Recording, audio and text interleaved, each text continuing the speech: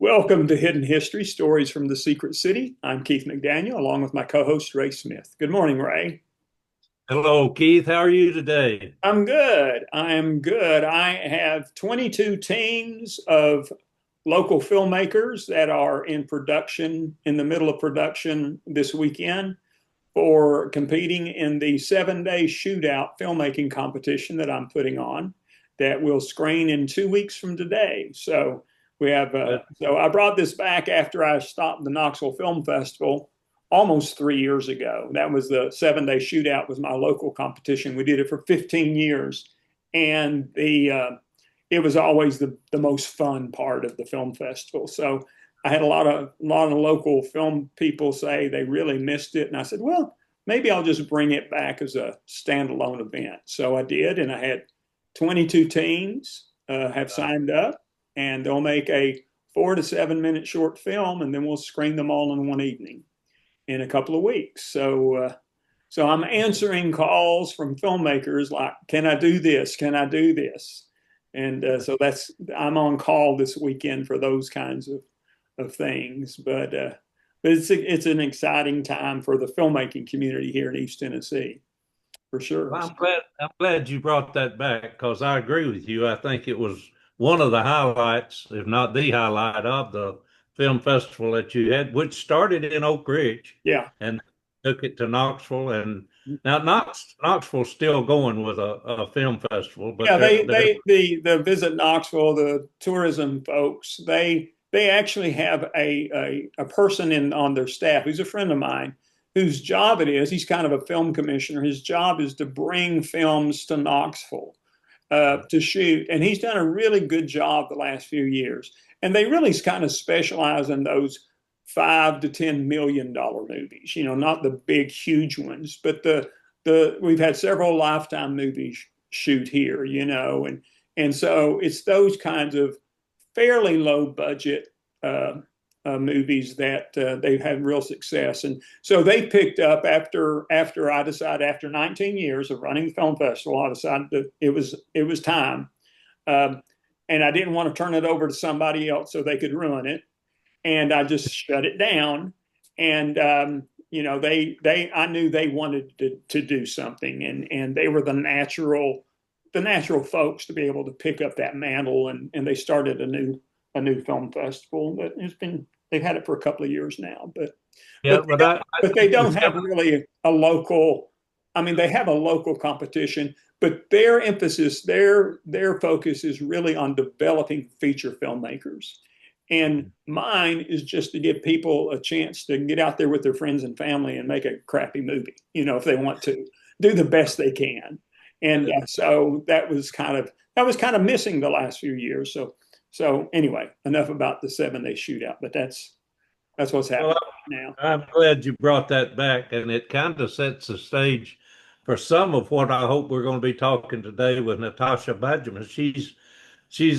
I want to introduce her by showing the covers of her latest books. This one, and I'll let her tell you a little more about it, and this one.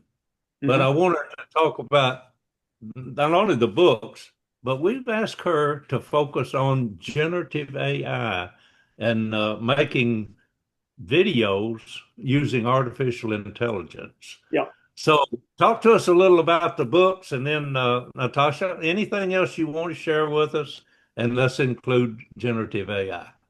Yeah, definitely. Thank you so much for having me today. I appreciate it. So the books are my fantasy series, epic fantasy series.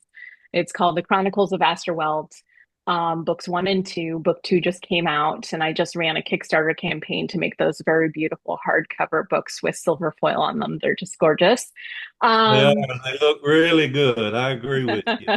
They do look. Not available anywhere else, so you're gonna have to wait for the next Kickstarter when I'm writing book three.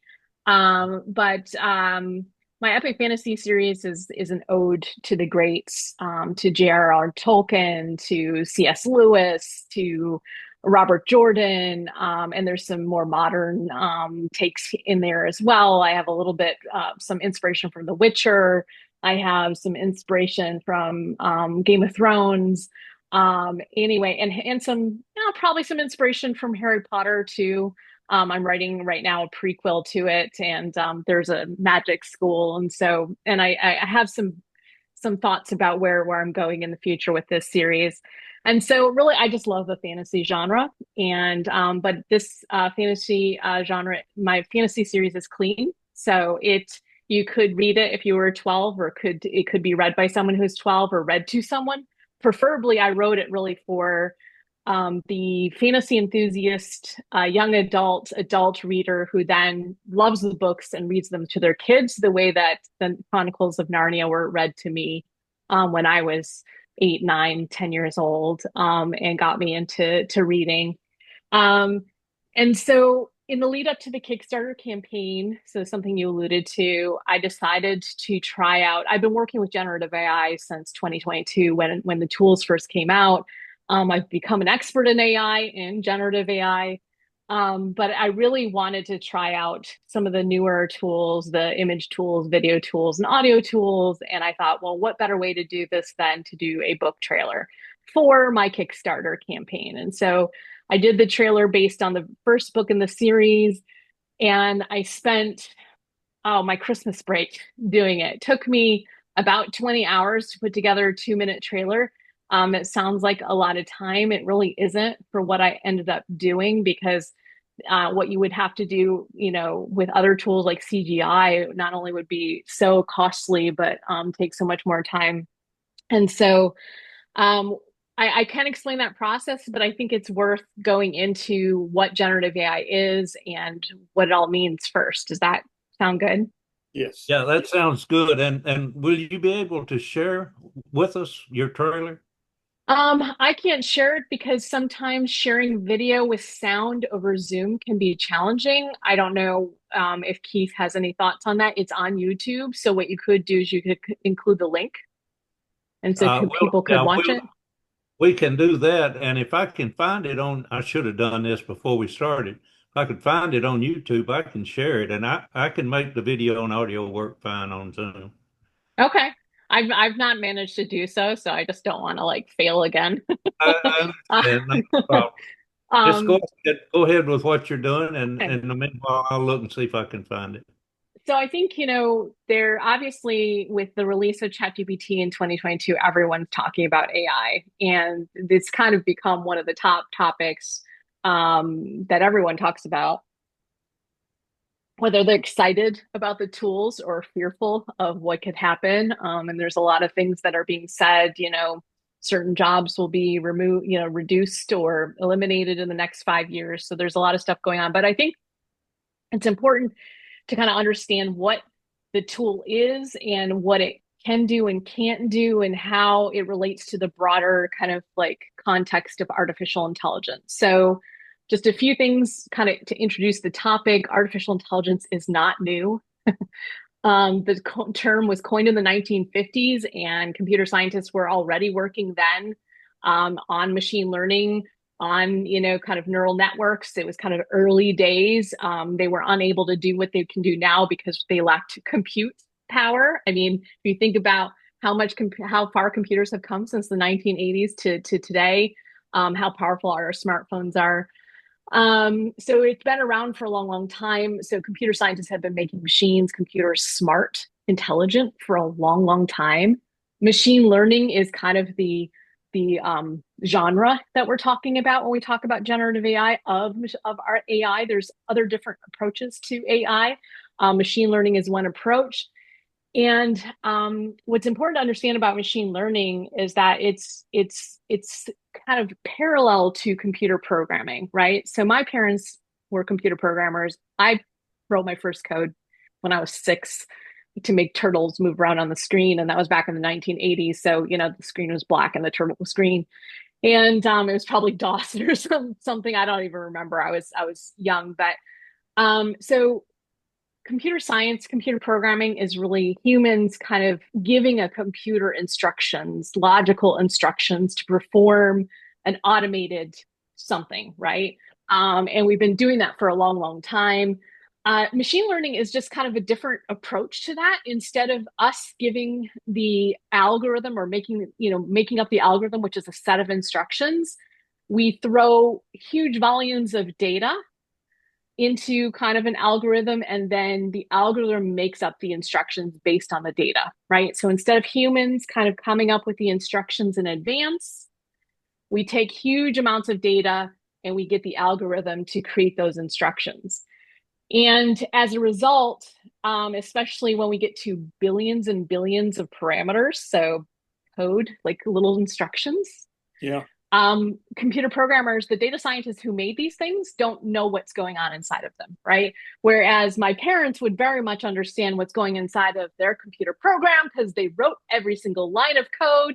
And when something's not working, they have to go find out what's not working. It's kind of a different process with machine learning. All right, so that's kind of the bigger context. And before generative AI, so before ChatGPT was released in 2022, machine learning tools were making huge advances, huge strides. In fact, our lives were being shaped by AI in ways that most people weren't paying attention to. Google was being driven by a machine learning algorithm. Amazon's being driven by a machine algorithm. Netflix is being driven, like a lot of things were already being driven by machine algorithms, but they're not generative AI. They're something that I would refer to as more predictive AI, predictive analytics. And basically the same. Let me ask you a question. For example, the ads that we see on our computer when we go on a particular website is specifically designed for us because they know what we're interested in because of our history on the internet. So yes, that's what you're talking about. That's been going on for years. Forever. Yeah. I mean, before generative AI happened in 2022, before it became public, I mean, they were working behind the scenes. Large language models have been around for a long, long time. You might remember 10 years ago that when you would text or write into Google or even Amazon, that it would finish your query for you. It would kind of make suggestions. Now they're getting better and better because there's a lot more powerful large language models behind them. Sure. But really, it would just predict what you were going to say next. And it's really cool because then you don't have to type out the rest of the thing. And, Google, if you do that in the Google query box, it would know based on your query what most likely the results that you were searching for would be, and they would put them up top, right? So yeah, all of that was machine learning driven. Yeah. And predictive analytics tools were really designed the same way I mentioned, just a lot of data given to an algorithm that's loosely designed by data scientists that then makes up its own instructions. And then once they kind of get it to be a certain level of accuracy, then they can kind of put it out into the real world and it can do its job.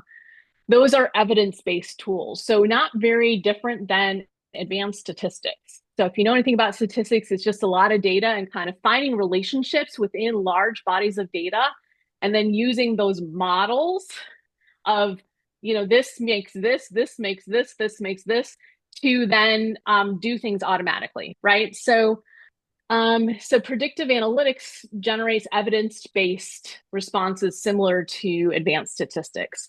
Generative AI is a group of tools that does not produce evidence-based results. It actually produces creative, unique, novel content based on the content that it's been trained on. So let me talk about the different types of tools that I would put under generative AI. So the ones that we are most familiar with are the text-based tools. These are the large language models. And pretty much how they work is based on tons and tons and tons of training data, so text. They are able to predict the next words in the sentence. So remember how I talked about how that's been going on for a long time, both in our texting apps, but also in, Google queries and Amazon queries. It's the same concept. And what makes that so amazing is that despite that very simple architecture, it can do some really amazing things. It's really interesting that just predicting words in a sentence, what comes next, can allow it to do write screenplays, write this, write that. It's kind of phenomenal. But it's important to understand that that is the architecture there. And because they are designed to produce novel content, so there's creativity that is embedded within these models, that they aren't designed to produce fact, and that's very different than the predictive models that are really honed and designed to produce evidence-based answers with a certain level of accuracy. Generative AI models, that's why we talk about, you probably heard the term hallucination. There's other weird names like confabulation, and basically wrong answers is what that means. Because they're not designed to produce facts. They're designed to produce novelty, creative, and that's why they're so powerful for so many reasons. That's why I'm drawn to them as a creative person, because they can help me in my creative process. So you have the large language models. There are other types of models that function differently, like the image models. These are called diffusion models. And the way they work, it's very interesting. We want to nerd out for just a second. These image generators don't see images the way we see images. They see images in terms of the millions and billions of tiny little pixels, right, and patterns within pixels. We don't see, I don't look at you guys and see little tiny little squares. I see you guys. I don't, my mind already sees you. I don't have to see that level of abstraction in order to understand what's in the image. And so these image models are very powerful. They work differently than large language models, but they still produce novel content. So every time you go to an image generator and you put in a query, give me an image of fill in the blank, it'll give you a different image every time. Like if you put in the same query over and over and over again, you're never going to get the same image. And that can be very annoying if you're trying to get a very specific image for the last 6 months. Now they're changing that. There's much more iterative process coming, where you can kind of say, change this little thing, change that little thing. But the ability to control the output is very limited. It's limited to the text that you put into your query window. And I've noticed the last few months that some of those image AI creators, they'll give you like 4 images. They'll get, you say, give me a butterfly flying, on a leaf or something, and it will create 4 options for you to choose from rather than just one. Yes. It's getting better in terms of like generating something, because before it was just you would, and sometimes you couldn't figure out what inside of your text was leading the image generator to create the thing you didn't want it to create. And trying to figure out how to tweak your wording. And I'll get to how I have finessed my process in a second. So then you have the video generators. Yes, Ray, do you have Let me interrupt and tell you that I have your trailer for the Chronicles of Astorwell. If anytime you want me to share it, I will. Okay, well, maybe we can share it when I kind of finish and talk a little bit about my process, and then we can share kind of the output. Okay. So video generators, and I've only used Runway. I haven't used Veo. I'm very excited to try Veo, which is the new one from Gemini from Google.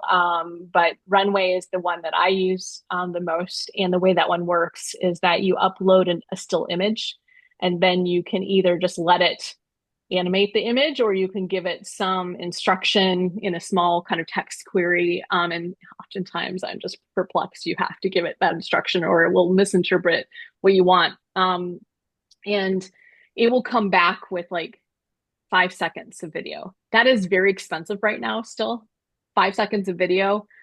So I think I ended up spending probably $40 on video for the trailer we're gonna see. That's not a lot of money, but it's money, and it was because every time I created a video, it would do something terribly stupid, and I'd have to like figure out how to get it to produce the video clip that I wanted. And actually, when we go through the trailer, I can show you some things I just had to live with that you won't notice, but I know are there, because I was like, well, I don't think anyone's going to notice. It bothers me that I couldn't get the generator to stop doing that, but we're moving on, because I told you it took me 20 hours. And then the last type of tool that I used, category of tools, is audio tools. And that's where you type in text and you choose a voice. And then basically that kind of pops out. And that is transforming the audiobook industry. I have not yet tried to audio narrate one of my books with AI. I have friends who have and have encouraged me to do it.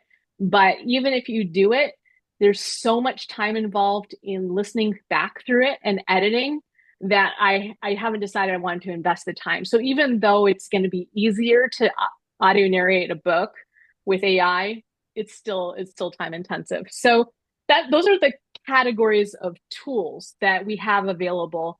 And Keith, I'm curious, what platform do you use to I, engage with these tools? I've not used very many. I've used Kling AI for a project that I was working on, and it was pretty amazing. Um, but the one that is amazing to me, and I'm not even sure. I haven't looked recently.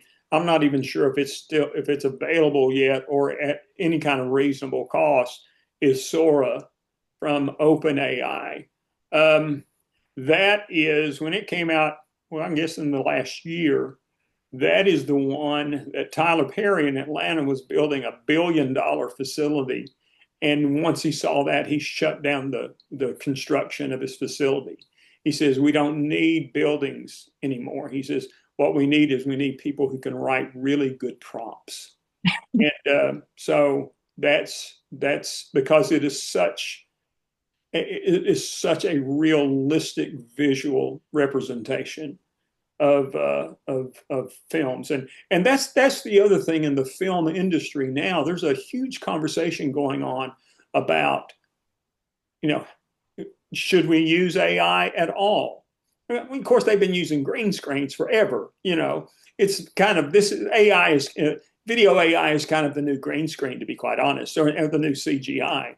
But there's a lot of pushback from that. Even some major film festivals have pushed back against it. However, Tribeca, which was just held, they had an entire category that was just for AI created films. So there, that will shake out soon, I would imagine, in the industry. But yeah, from now on, I mean, when you go to the movies in the future, there's going to be times that you don't know whether that's real or if it was AI created. Of course, look at Avengers. How much of that is real? None of it. You know what I mean? So, it's not really a huge step in a certain direction to use AI generated video and it seems to me it speeds the process up tremendously. Well, I'm not sure that it speeds it up. It certainly makes it less.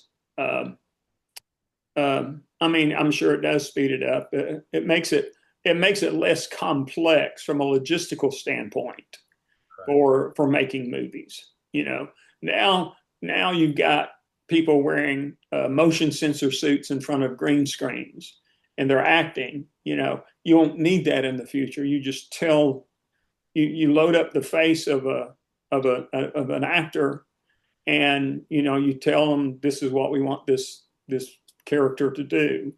But then there's the whole conversation. And sorry to get off on my soapbox, but there's the whole conversation about, do you pay an actor? That was what the strike was over last year.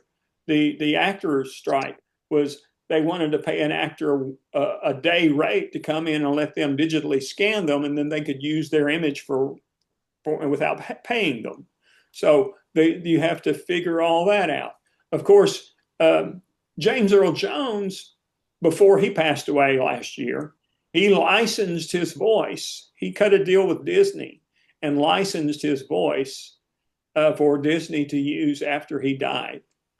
Okay? So, I mean, there's all kinds of creative things that are happening now in the entertainment business that is going to transform the entertainment business in lots of in good ways and bad ways, to be quite honest. So anyway, I got off on a tangent, but yeah, I've not used very many of them. I've used a few of them, but like I said, Kling AI was the main one that I used because it was really, really cheap, and I just needed to do some samples for a client for a project that I was working on.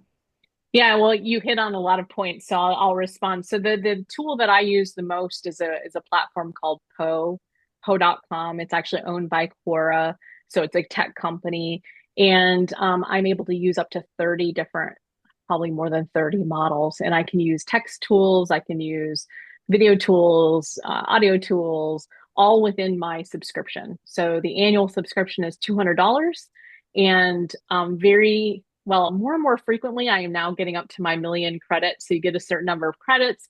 And so Sure. I have access to all of OpenAI's models. I have access to Google's models. I have access to Claude. I have access to certain video models like Runway, I mentioned, 11 Labs, which is a key audio tool. I have a lot of different imaging models like Flux is one of my favorites, but there are others like Playground. And so, one reason, and so if anyone's interested in using these tools, it's $200 for a subscription, and you can tinker with all sorts and play around. Sure. And every query has a certain kind of credit cost, and it has a locked-in budget of 8,000 credits, so that if you go over that, it'll tell you, and then you get to choose whether you want to increase that. So things that increase your credits will be the amount of text you put into the context window. So I often upload entire novels, which is why at this particular moment, I only have 30% left of my credits for this month. And I'm freaking out because Sure. I'm like, oh no, my AI crutch is going away. And I don't want to upgrade because I don't want to pay more because I'm stingy, but I might just Right. start doing that. So the I think other point I want to make here and why there's so much tension in creative sectors at the moment is that these models are the worst models we will ever use. So whatever the cool things they can do now, they are going to do cooler and cooler and cooler things. So there's a lot of like concern, anxiety. I feel it. I didn't realize that I as a creative could be replaced so soon. I Yeah. mean, aren't other people going to be replaced? Like, can't we have someone do laundry or something? Why am I going to be replaced? Hmm. And as a result, there's a lot of ethical kind of like, and there are ethical concerns about using AI. I mean, these AI tools were trained on creatives' work without licensing I mean, it's my work without licensing my work. Ask me if I care. I don't, Hmm. because I grew up with computers and I see this kind of like you implied, this is the next stage in our evolution. And for better or for worse, it's here. It's not going backwards. In 5 years, kind of like you said, I didn't know about the whole green screen controversy because I wasn't interested in film then.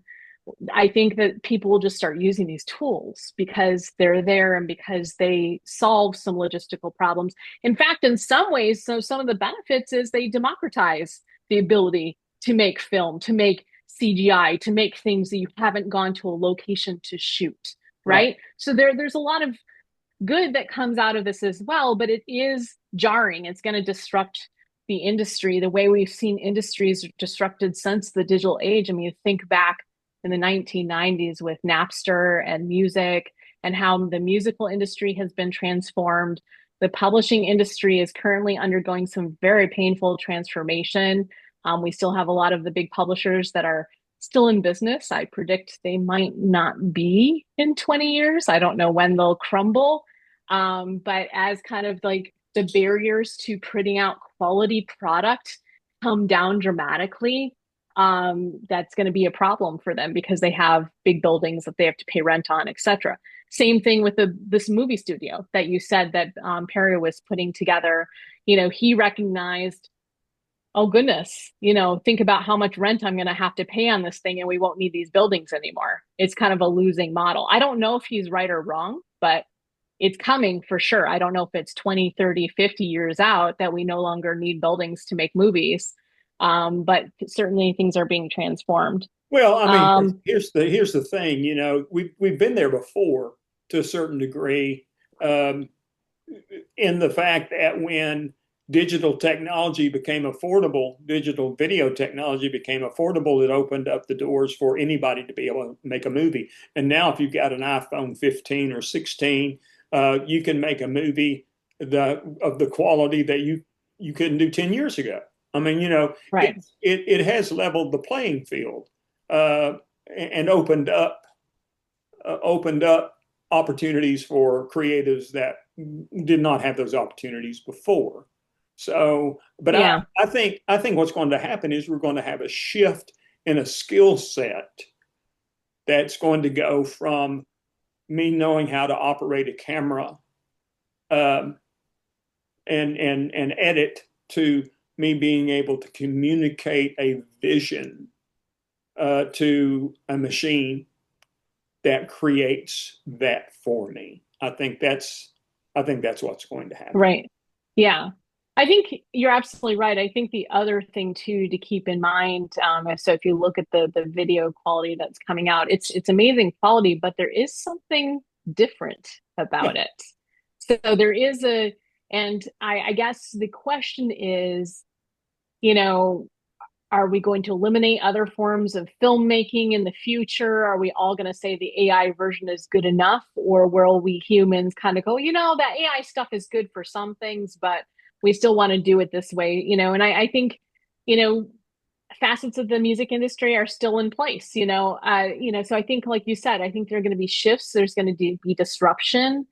But at the end of the day, um, storytelling, conveying emotion, conveying stories that are meaningful to humans, I think that remains the domain of humans, even though the tools get pretty close, pretty darn close, and they really do. I read the story, and I've been thinking about this more often, how these tools are very manipulative, and they make you think things, like they're very flattering. I hate the flattery. I literally, but a lot of people are liking the flattery. Like I hate it when the models tell me how awesome I am. I'm like, literally, like, words of affirmation do not work here. uh, but yeah, so it's an interesting world that we're in now, and kind of going back to where we started this conversation, I really saw the Sora came out, I think it was February 2024, but they didn't release it to the public, so for a long time it was behind closed doors. I've not used it. I don't know if it's available to the public. I believe it is at this Okay. point. So Okay. Yeah, I haven't used it yet. It's not available on my Poe app yet, so I haven't used it, but there are other video tools that I've been using. But I really wanted to use these tools, and life is busy, and I decided, well, I'll make a trailer for my Kickstarter, and I'll sit down and I'll mhm. spend the quality time and figure this out. Yeah. So let me tell you how I did it, because I'd never done it before. Okay. And I came up with a process that really worked. And there were a lot of pitfalls along the way. And I don't know how my process will change as the tools get better, but so this is like back in the olden days of December 2024, when I did this. So maybe it's not, the same process. Um, so first things first, you're creating a story on a trailer, a mini version of a story. It's not necessarily a truthful story. It's more of a, teaser, right? It's like marketing, it's like copy. Yeah. So you have to say enough about the characters, say enough about the story to tease people into, oh, I have to have that, or I have to read that. And that is really what a trailer does. Um, Movie trailers, basically the way they're constructed is like clips from the actual filming of the movie, and they put those all together. But in this case, now you have to create them from scratch, so you have to think about your story. So the first thing I did was I uploaded my 200,000 word novel, A Theory and Prophecy, the first one that Ray held up, into, well, definitely a large context window model. So you have to pay attention. There are some models that will have 200,000. Some models will have 1 million token context windows, meaning they can handle maybe a whole novel. Others will have shorter context windows, and they won't be able to manipulate that level, that the amount of text. What's cool is you're like shoving that whole book. So I've donated my book multiple times to the models, whatever. That you're shoving that in there, and it can that quickly analyze it. And so the first thing I asked, I said, I'm creating a 2-minute trailer for this book. I want it to, have the inciting incident. So I wanted to definitely feature the inciting incident. I want to show So I said, I want a 3-act trailer. Act one, I want the inciting incident. And then I want to build tension in act two. And then in act three, I want to kind of like, just like flash those, images of different things and kind of bring it home. That was kind of my vision for this trailer. And could you please suggest a script? So it kind of went through and suggested a script for 3 acts, and it told me little things, so what we call them beats. In storytelling, we call little nuggets of information beats, and a scene in a story can contain many different beats, but beats are really parts of the story that move the story forward, like they're dynamic pieces, not descriptions, not things like that. So it came out with these act one, act two, act three, and it gave me beats for bullet points, essentially, for how I should set that up. And I looked at it, I was like, that's pretty good. So then I took, so essentially the first beat, which was my main character, is a pig farmer's daughter. She's a peasant, and she's set to marry Lord Gregory, who's the lord of the manor. And so basically what I did, instead of me writing the prompt to the image generator, I was like, I bet those large language models are better at writing prompts than I am. What if I ask Claude, which is my favorite one, kind of GPT, ChatGPT, Claude, I kind of go back and forth. I'm going to ask it to write the image generator prompt for me. So basically you go and you put the information you need. So this is the beat of my story. I had to provide a description for Mira because it needs to know what color hair she has, what she looks like. I had to put that detail in there, all the things that the AI model would need to know to produce the prompt that I'm going to send to the image generator. And it would give me a paragraph. But what's cool is you say, I need a prompt from the image generator. Here's my information.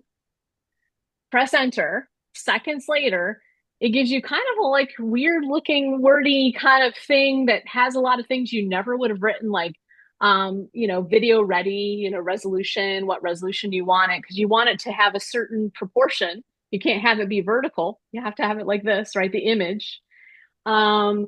And because it was epic fantasy, it kind of said some things about, epic fantasy. It was interesting to see. And then I took that prompt and I went to Flux, the image generator that I was using, copy and pasted it in, press enter, and then see what happens. And I look at it, I'm like, that's not exactly what I wanted. Go back and look in the text. What in the text is making it do this? And so I make some tweaks, go back. Oh, we're getting closer. We're getting closer. Then I get an image I like. All right. So then at least I have one image for the first beat in my trailer. Now I have to get video for it. So then I have to decide, what do I want? How do I want this video to move? So this image to move. So in one case, this is a later beat in act two, where I have Mira, my main character, running through a marketplace, and someone's chasing her through a marketplace, medieval marketplace in epic fantasy book. And I take that image, so I get the image I like. Although I have to say from the image, and I can point this out later, that it's not quite medieval, but I decided to go with it anyways because no one's going to notice. So some of the guys in there are wearing suits. Right. But never mind. It was very subtle, but I was like, this doesn't quite look right, but okay. So I took that image, went over to Runway, the video generator, and I pressed enter without giving it a prompt. So I've got these characters running through the marketplace, and the video produced was them running backwards. So I actually had to tell the video generator, have the characters running toward the front of the shot. The front being the one facing us, the back of the shot being in the background of the image. So there's some visual intelligence that you have to have here to communicate to the generator. Like, if the people are facing forward, come on, generator, you should know they're running forward. I mean, they could not be running that fast backward through a marketplace without like major catastrophe happening. But same thing when I had an image of Mira walking down the aisle for the third act, where I'm kind of like flashing all sorts of kind of images that kind of say, is it this? Is it this? What's happening? What's going to happen? I have her, going to marry Lord Gregory. And I have her walking down the aisle. We see the back of her, okay, on the image, the still image. It had her walk toward the front of the image, backwards. Again. So there was a lot of massaging, and this is where every 10-second video costs you several dollars.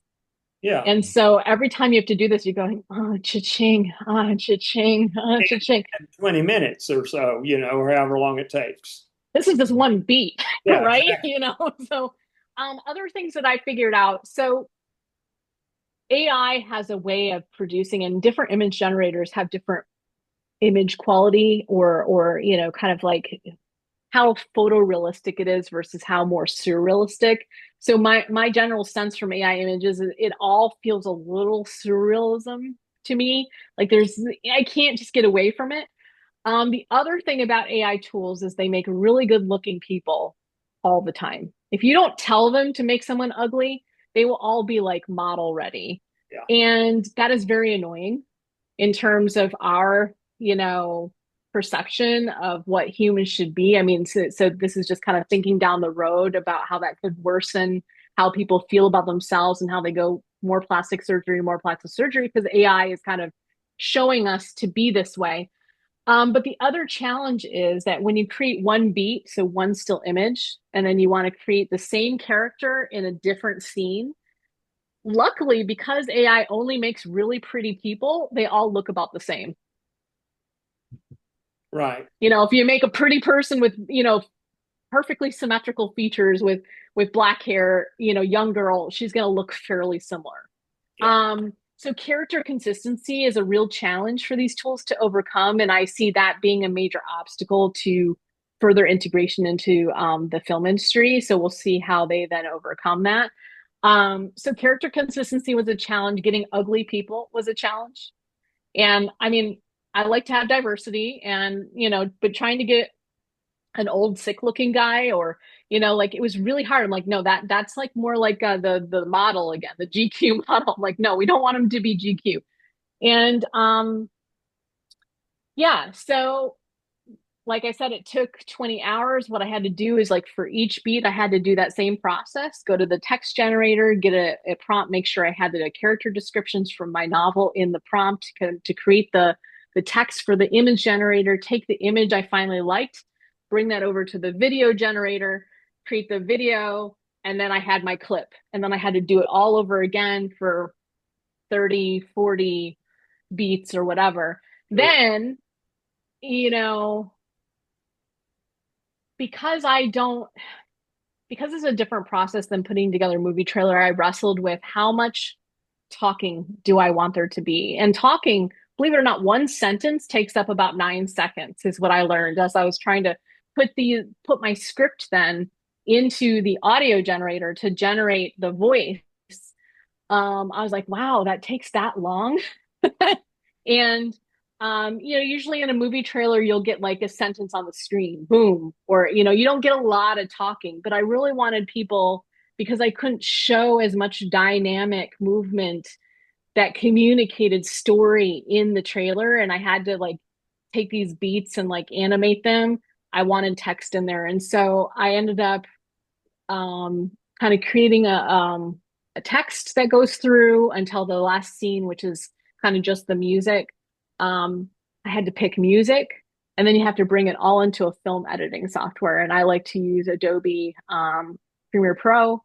It's the tool that I know how to use, and every tool is different. And I was trying iMovie, and I'm like, oh my God, this seems more simple, but I can't do it. It's like, I'm like, I know how to do certain things, but I don't know how to do it here. It's so and then kind of line all these things up and timing, and this, Keith, right? So timing, pacing is everything. And so once you have all these clips and you bring them in and you get your music, you have to pick the music, but then you have to like line things up to go with the music just at certain points in order to create that whole effect of a trailer. Absolutely. And so that to me is not something that AI can do. That was all me. That was me sitting and like, and probably that was probably the longest part of my time, because I'll sit there and I'll like I'm going to shave 2 seconds, or I'm going to shave a second, or I'm going to half a second. And like, and I want that to hit right there. And I want to hit it right there. And you have to listen to it over and over and over again. And then And for me, that's, always, I'm sorry, that's a really good point, though, when you're talking about uh, AI is going in the future, AI is going to be able to generate raw content, but you're still going to have somebody who has the skills and the tools to be able to put that content together in a way that makes sense. yes, So, yes, next year, um, as I told you, before I teach high school and teach video production, and next year I'm actually going to be able to offer an industry certification in Final Cut Pro to my high school students. So, Wow. which is kind of the that's professional awesome. version of iMovie, so those are skills that they're going to have to be able, even when AI generation comes along, you're still going to have a human who has a sense of timing and pacing and subtlety that Yes.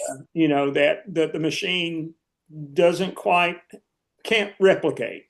So, and I'm like you. I think there are aspects of creative work and creative people that at at least the next 50 years will not come to match the instinct of a human being.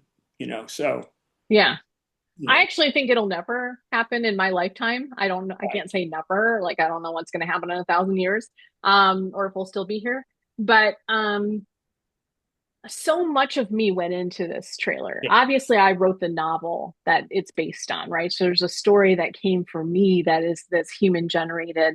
Yes, I had the AI tool ingest it and tell me, what the acts were. I did not take every beat one for one. I rejected some. I'm like, that doesn't work. And sure. and act three, I did all kind of on my own. I was like, I rejected it entirely. And I was like, no, I'm going to do my own thing. and Yeah. and then also just obviously the choice of the images was me, like what am I communicating, what do I want to communicate to the audience, what is my vision, as you mentioned, what is my vision Mhm. for this. That was all me making those decisions. AI would go, here's another thing, here's another thing, here's another rock, boss, here's another one. Like, no, different rock, give me a different one. I've had bosses like that. And then but kind of, as I mentioned, the pulling it all together and getting that timing, and this is my first trailer. I'm sure I'll do it better next time. But that was really the art, right? Because it's to create an emotion in your fellow human, right? It's a mixture of image, the voice that I chose, and I wanted to have a female voice, but it didn't work with now it didn't work with the music. I needed that male tone to kind of overpower the music because I didn't want to make the music so low that you couldn't hear it. But you have to have this like music that's kind of revving you up in the background, like getting you excited and then bringing you to the resolution, the climax, and kind of making you go, I need this book, Yeah, or exactly. I want to watch this movie. Yeah. So Oh, Right. Well, let's see it. let's watch the trailer, Ray. all right. Let me see if I can bring it up now. Make sure you unclick the audio thing that's off right now. Yeah, on the film. I mean, on the video. Right. Yeah. Yeah. Right next now down at the bottom. Right. On the bottom right. Okay. Bottom right. Yeah. See the speaker with the line through it, right above the word messaging. Well, I'm looking. Where am I at? Oh, on the actual video image next to CC, the bottom right of that picture. Wait a minute. Okay, I got it. I'm gonna go full. Oh, right here. This is There what you're you go. talking about. Turn the volume. There you go. And then I'm going up here, and Yeah. Make sure make sure the volume's up because it was really low. So it's up high. Okay. okay, good. All right. All right. Now, Fingers crossed. how do now this play? All Yeah. right. Yep.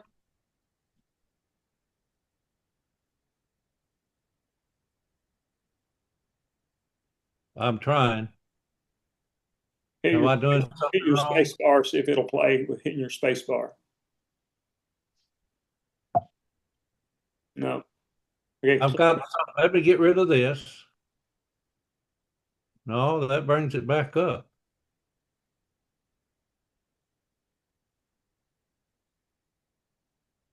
Why has it got that edit over there? I don't understand. Also, it's not starting at the beginning, so you're going to want to run that back all the way to the beginning. There we go. All right. Okay. But now how do I make it run?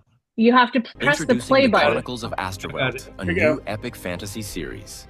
Mira is a young peasant girl who must decide between two futures. She could marry Lord Gregory, a handsome widower, and become the Lady of Marshwood Manor, presiding over the lavish estate where she's lived since birth. But then, she'd have to endure the lustful stares of Mr. Hughes, the manor's heinous steward, and suffer his punishment if she failed to provide Lord Gregory an heir. For as long as she can remember, Mira has dreamt of traveling to the realm of Condalar, home to the Highland Elves. One night, she wakes from a restless sleep. She opens her eyes, and a meeting of the Elders' Assembly unfolds before her. The Golden Egg whispers to her, calling her by name and urging her to seize her destiny. Mira's dream shifts, showing a young elf running through the forest and clutching the golden dragon egg. Waking up in her cottage, she remembers the dream as if it were real. In the night, new silver strands have mysteriously appeared in her black hair. Her sickly father notices Mira's worried face. He promises to tell her something about her mother when she returns from the market. The apothecary sells her a bottle of hair dye. Then he asks Mira the truth about her ancestry. He's convinced Mira is a druid and capable of wielding the elementals.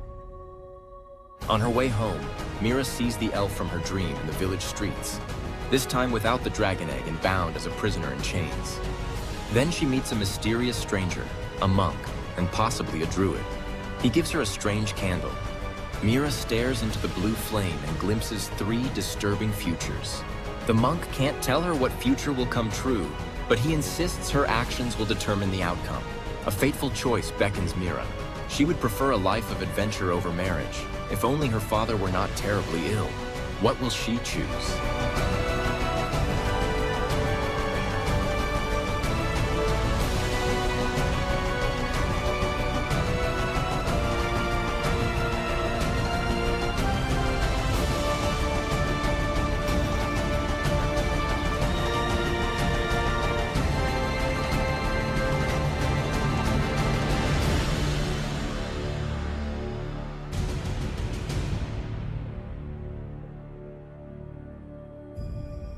A Therian Prophecy and its highly anticipated sequel, Selenian Genesis, are now available as a collector's edition, exclusively on Kickstarter. Back this Kickstarter campaign to begin your journey into a world of magic, destiny, and wonder. All right, there it was. What do you think, Keith? Had you seen that before? Yeah, I'd seen it before, but it's been a while. You know, there were parts of that looked realistic, but you're right, and there are parts of it that looked, I wouldn't say more animated. You know, that was one of the things that I discovered in the project that I was working on. It was and I think I may have mentioned this before. It was a very surreal image. It was kind of a cross between live action and animation, which was perfect for what I was doing because the videos that I were generating was memories. Someone was remembering, so it was Right. perfect for that. But it couldn't pass as a live action type thing. I think it will get to the point where it will, in the not too distant future. But anyway, so yeah. But yeah, I mean, there was a lot I could tell in that little 2-minute clip. There was a lot of post-production work done once you got all your images, that you had to put it all together and make it work. The right music, I call music for a film is the emotional backbone of a film. So, it's there was still, you're right, to do all that in 20 hours is pretty good, actually. So anyway, but Yeah, But so things you didn't may not have seen. I'll go from back to front, but the birds in the scene with the red castle, they Yeah. were all flying funny. So if you slowed it down, you see that they were you know, flying backwards. Yeah, well, Um, but it was short enough that nobody's going to notice. No, no, no. That's what I decided is clip it. There were other things that I couldn't get to move the way I wanted to. So the one with the water where she's got the water going, I did an effect to that. So basically I made all the water move, just the water. So I kept her static. Couldn't Yeah, get the video generator to do that. Notably, could not get the video generator to understand dragons at all. right. Every time I tried to upload an image, created like five tails and like weird things. The only one I got that was the at the beginning that was okay. It was giant size, massive size. But I'm like, all right, fine. It's a vision, so it's a dream. It's fine. Right. Um, but in one case where the elf is running, he's got something in his hand. I couldn't get the video generator to dump the thing out of his hand. In the medieval marketplace, if you slow that down, you can see there's actually guys wearing some modern suits. It's like one thing after another, like all these little imperfections. But since it goes so quick, I was like, all right, this is the best we're gonna get. We're gonna just like call it. But yeah. I saw was it James Patterson? I was watching an interview with James Patterson, the novelist. Isn't he the guy that's written so many books? James Patterson. And he said a philosophy that he goes by is perfection is the enemy of progress. So he said, there comes a way, he says, I've got authors coming and say, yeah, I've been working on this for 9 years. And he's like, oh, come on, man, just publish it. Okay. You know, and in the video world, I always say, we never finish a project. We just run out of time because you can tweak on it and tweak on it and tweak on it until, Christ returns. You know what I mean? So I would say that when you're tweaking too, you're not experiencing major growth. You're obsessing. Like it could go yeah. this way, it could go that way. Does it really matter to the viewer? You don't know. Mhm. And so that's why you just have to cut it and be done. And Yeah. on the next project, try to grow and Yeah. improve. And so I won't go back and change my first novels because they are in some ways a journal of my writer history. Mhm. But also, you know, yeah, why should I? I mean, I think my first books, I did read the first three books because I'm writing book four now, and I was like, these are not bad. I mean, I've certainly grown as a writer, but they're good enough. I mean, the audiences then go, oh my God, Natasha could be a little bit like she was better on book five, and like, whatever. No one cares. Am I entertaining them? That's what they care about. Yeah, sure. And and that's the reason as a high school teacher, especially video production, audio production, that's the reason I give my students deadlines. There's some teachers in my school that, turned in whenever you get it done. No, that's not the real world. Okay. You get it. This is the deadline and you've got to have it done. And I tell them, I said, I used to work in the newspaper business. And I said, you miss a deadline once, okay, you get your hand slapped. You miss a deadline twice and you're looking for a new job. Okay. So deadlines are an important part of learning how to be a professional in a professional job. So anyway. It's not just that though. You can't change the world if you don't put out your work. Yeah, Right? exactly. You can't change your life if you don't put out your work. That's exactly right. Right? If it stays on your computer and no one's ever seen it and then you die, no one knew you wrote it. It's Yeah. like this forest thing in the tree falls. Does anyone hear it? Kind of thing. And so you just got to get yourself out there because there's always going to be haters. There's going to be people who will tear you down because they're doing nothing creative with their life. Yeah. And as long as whatever I put out, I know it's imperfect, and I know the next time is going to be better and better. My goal is, did someone enjoy it? Yeah, If sure. someone enjoyed it, I met my objective. Exactly. Well, thank you so much for sharing with us Yeah. today. I thought this was one of my favorite ones that we've done in a while, Ray. Oh, wow. Because it was Great. something that I was really, really interested in. Well, and I think we've learned some things. AI has some advantages, but there are also still some difficulties associated with it. It's a Yeah. growing phenomenon that we need to be able to take advantage of, but it's not going to completely replace us. And I read an article this morning, Ray. I think it was probably on a post that you had made about Oak Ridge's role in nuclear energy and the need for nuclear energy in the world of AI. Absolutely. I mean, the data centers are being built and they're asking for electricity. And it's going to, if the projections are accurate, it's going to require an additional nuclear energy uh, resource to be created to get the electricity that's going to be needed. Exactly. So, an opportunity coming to Oak Ridge that we've not had since the Manhattan Project. Exactly. So, it's Manhattan Project 2.0. All right. Well, thank you so much. We appreciate you being with us today. Yeah, thank you. And Ray, we've got, our next one is going to come out July the 12th, I think. It will be, and it's Alan Lowe. Alan is the director of the American Museum of Science and Energy, but he specializes in a couple of podcasts, the AMSIcast. That's not what they're calling it now. It's a new name, and I don't have it in my mind right this minute. But he also POTUS and FLOTUS. Yeah, for the presidents and the first ladies. Mm-hmm. And he talks to us about that and gives some examples of experiences he's had talking to people about presidents, especially. So I think that our audience will enjoy hearing from Alan. I agree. Okay. All right, folks. Thanks so much and we're going to put in this post, we're going to put a link to your site so we can people go there and visit and learn more about it. Great. Thanks, wonderful. Again. Thank you. Thank you. Okay. See you, folks.